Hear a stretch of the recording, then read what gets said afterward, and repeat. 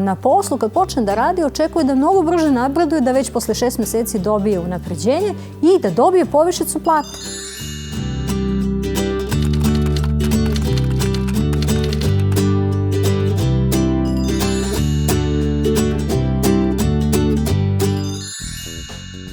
Ja kao menadžer sam htela više da saznam o novoj generaciji koja dolazi na posao, jer sam se sve češće suočavala sa novim zahtevima, novim motivacijama kod mladih ljudi koje nisam razumela.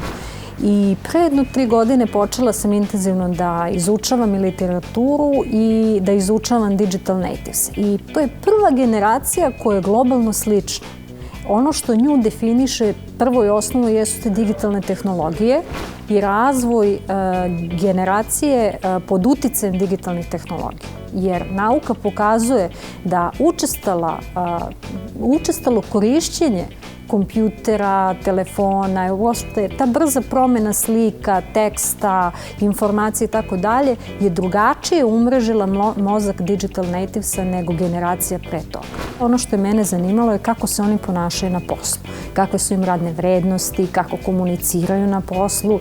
Između ostalog da je recimo mladim ljudima stalno potrebna ta svakodnevna supervizija. Žele da ih neko nadgleda kao što su ih roditelji nadgledali kod kuće. To recimo jako puno oduzima vremena rukovodiocima. Oni se žale da su ih zaposlili mlade ljude da im sačuvaju vreme, da uzmu deo obaveza, a ne da im oduzimaju vreme, što je u nekom tom početnom stadijumu i u radu potreba digital natives. Oni stalno traže potvrdu od rukovodioca na svakodnevnoj osnovi. Da li sam dobro uradio?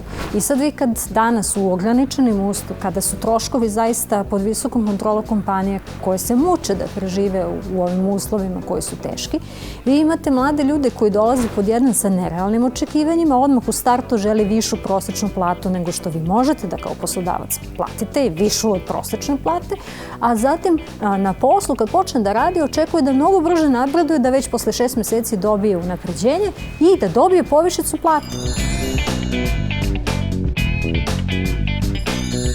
Zatim imate način na koji komuniciraju. Stalno imaju potrebu da budu u kontaktu sa svojim okruženjem. Viberi, Facebook, e-mail, non stop na poslu, radeći posao, oni održavaju privatnu komunikaciju. To je isto kao što je za digital natives u svetu, tako i u Srbiji.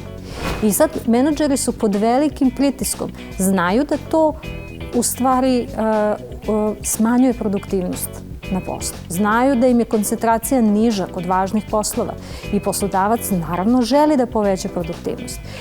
Međutim, preporuka je da im ne ukidaju tu privatnu komunikaciju jer će izazvati vrstu apstinencijalne krize.